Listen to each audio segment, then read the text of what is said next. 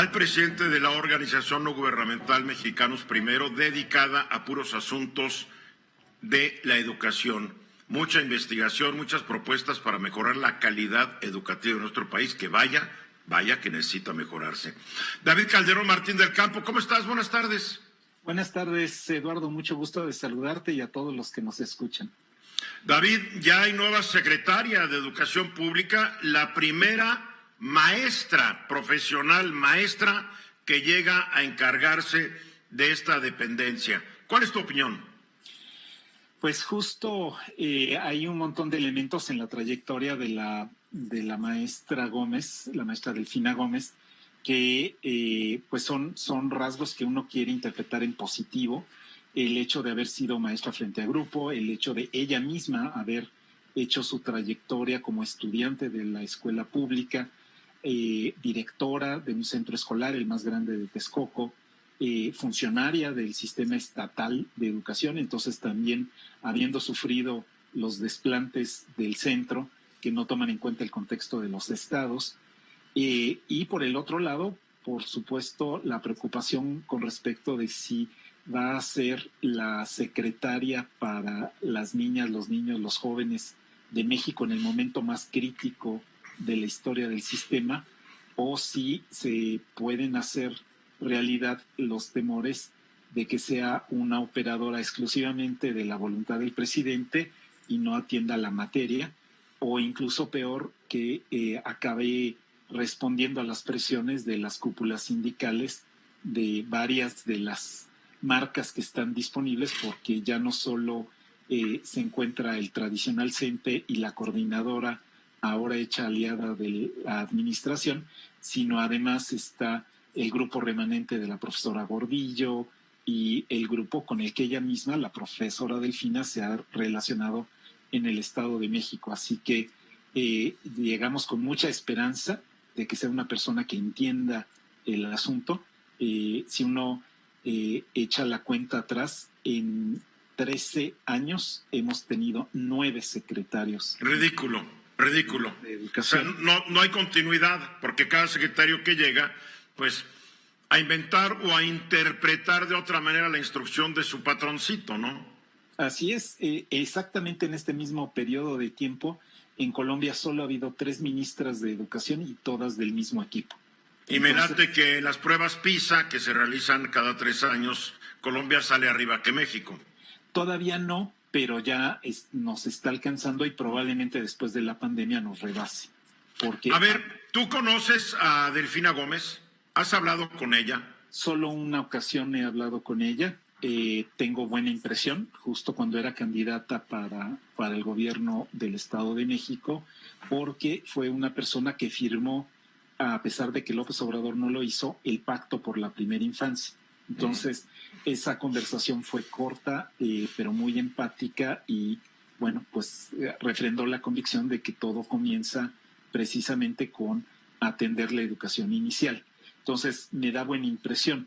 Por el otro lado, hay que ser realistas y sobre todo precavidos, porque esta tarea no es la de un solo hombre y la de una sola mujer, es una tarea de congruencia política y puede pasar como con varios de los miembros del gabinete que sus méritos o trayectoria personales pues pueden quedar descarrilados cuando tienen que operar algunas decisiones que no tienen más fundamento que la voluntad del presidente. Entonces, eso, mucha esperanza, pero no espera pasiva.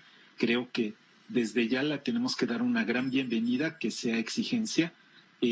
Por ejemplo, un dato que me gustó, Eduardo, cuando la presentó el presidente este 15 de febrero, ella no dejó de hacer el mensaje clásico de sí, los neoliberales y los maestros, las prioridades del presidente son estas 4, y después parece que ella misma toma la voz y dice, el primer reto que tengo es hacer posible el regreso. Finalmente, ¿no? Esto, el mismo secretario Moctezuma no lo dijo tan claro, a mi parecer, en las etapas anteriores. Y habló, por ejemplo, de la participación de las propias comunidades en la decisión de cuándo abrir, el diagnóstico para identificar el rezago y abandono, que acababa de decir el secretario Moctezuma que prácticamente no existía. Bueno, entonces es que él ya se va, él ya está pensando como embajador en Washington. Uh-huh. Entonces, que ya la secretaria Delfina reconozca que vamos a tener un gravísimo problema de rezago y de abandono y que lo primero es diagnosticarlo, me parece buena señal.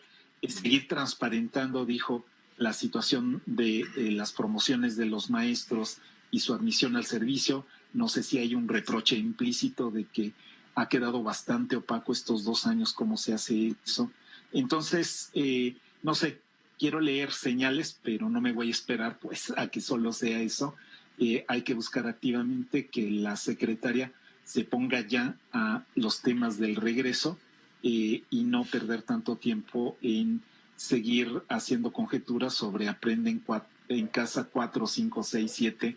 Ya cada temporada tiene un rendimiento decreciente, un agotamiento en las familias y, por supuesto, en los niños un deterioro de sus derechos. Ahora, pero el deseo que ella pueda tener de que los niños regresen a clase, pues no depende de ella, ni de los niños, ni de los papás. Depende de la situación que guarda el país frente a la pandemia. Hoy todavía tenemos una pandemia galopante, porque en México decidieron que iban a medir la gravedad de la pandemia según el número de camas ocupadas o desocupadas, y claro, conforme iban comprando camas, pues el número de camas ocupadas iba descendiendo porque había más camitas instaladas.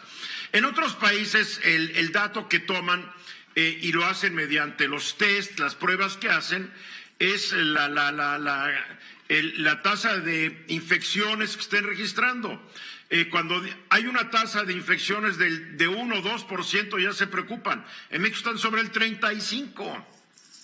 Entonces, en México todavía no está controlada la pandemia y por más que quieras tú, por más que quiera yo y por más que quiera todo mundo, que los niños regresen a clase porque están perdiendo calidad educativa, están perdiendo el aprendizaje social,